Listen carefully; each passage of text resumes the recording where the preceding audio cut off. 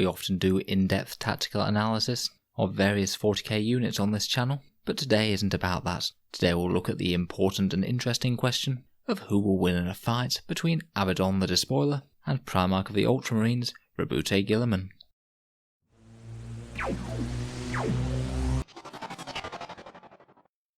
Hello and welcome back to Auspex Tactics, the strategy and tactics focused 40k channel, where we're all about trying to make our miniatures accomplish more on the tabletop. Though sometimes, like today, we like to see who will win in a 1 vs 1 contest when we throw them into some sort of hypothetical arena. So let's take a look at our two prospective combatants.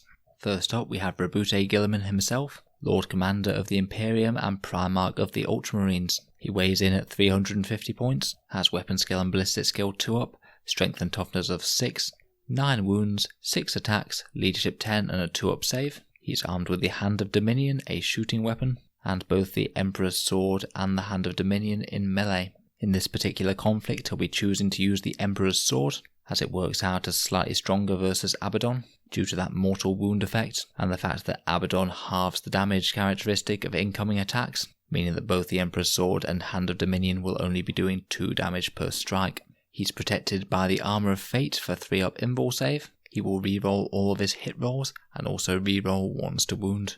He's further augmented via Shock Assault to give him an extra attack in the first round of combat.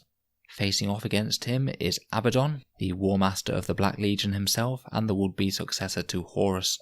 Abaddon weighs in at a much less pricey 210 points, again has a weapon skill and ballistic skill of 2 up, his only strength and toughness 5 and 8 wounds, so a little bit less beefy than the Primarch. However, he does still have 6 attacks, has a 2 up save, and has his Dark Destiny special rule, which will provide him with a 4+ invul save, and all attacks that inflict damage on the Despoiler have their damage characteristic halved rounding up. As the Lord of the Black Legion, he can reroll hit rolls, but unlike Guilliman will not be rerolling those rolls to wound. He is armed with the Talon of Horus and Dracnian, and it will be Dracnian that he'll be choosing to fight with, as that extra d6 attacks and flat 3 damage being far too good to pass up.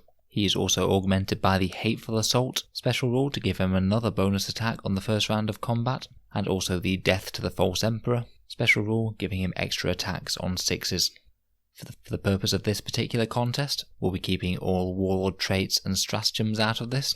We'll let each character use 1 shooting attack before charging the opponent, and we'll analyse the results of the combat as to who can take off the greatest proportion of the remaining wounds off their opponent. So without further ado, let's begin.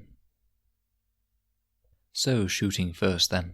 Guilliman's Hand of Dominion blazing away with a full 6 shots, will hit almost all the time, and then wound on a 3, of course re-rolling the 1s. That'll equate to an average of 4.5 wounds on Abaddon, and with AP -1, he'll fail an average of 1.5 saves, so will typically suffer either 1 or 2 damage from the Hand of Dominion shooting attack, putting him down to an average of 6.5 wounds by the time that the Primarch makes combat. Abaddon's retaliation with the Talon of Horus isn't quite as impressive, only having 4 shots and wounding on 5s really hamper it.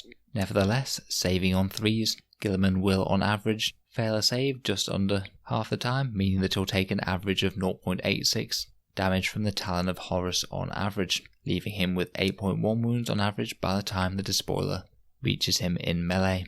Once the pair are engaged in melee combat, we will look at the scenario of Guilliman fighting first. He has a mighty 7 attacks with the Emperor's Sword, again hitting almost all the times due to hitting on 2s rerolling 1s, and then he will wound the Despoiler on 3s rerolling 1s, averaging him 5.2 wounds before saves, typically meaning that the Despoiler will take 5.2 wounds as he saves half of them, but suffers 2 damage for every failed save. However, that's not all, because each roll of 6 that Guilliman inflicts on the Despoiler will also inflict d3 mortal wounds. I accept that this could be very swingy depending on how many 6s he rolls, but this averages out on a further 2.6 mortal wounds, so after shooting this should be enough to take out Abaddon the Despoiler, as on average Guilliman will do 9.4 wounds in total to Abaddon. For comparison purposes, this means that he will do on average 117% of his total wounds value, so this is the total that Abaddon is going to need to try and beat when he is attacking Guilliman.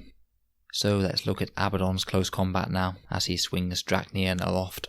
Now Dracnian is going to be quite a complicated one to work out the maths for due to its d6 additional attacks that can fail if he rolls a 1, meaning that he'll have to fall back on the Talon of Horus. He's going to get 7 attacks on the first round of combat due to Hateful Assault, and 5 out of 6 times Dracnian won't fail, so we'll look at that first. In the assumption that Dracnian is working, he'll be up to 11 attacks on average, hitting on 2s re-rolling 1s, and getting additional attacks on 6s. Abaddon will typically hit Guilliman well over 12 times with Dracnian.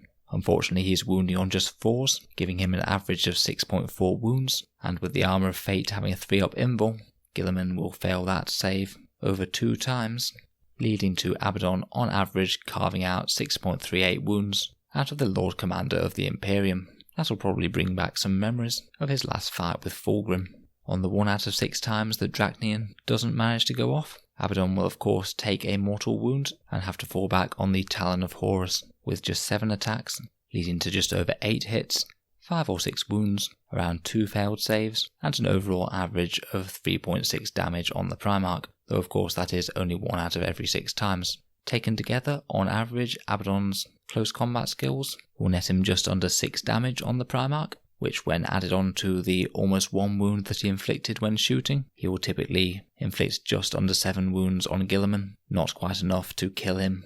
So overall for the numbers then, Abaddon will take out 75% of Guilliman's wounds on average from a round of shooting and close combat, but Guilliman will deal 117% of Abaddon's total damage, meaning he's typically going to be 1-rounded in 1 round of shooting and assault. So for this particular contest, I'm going to have to declare Guilliman the winner.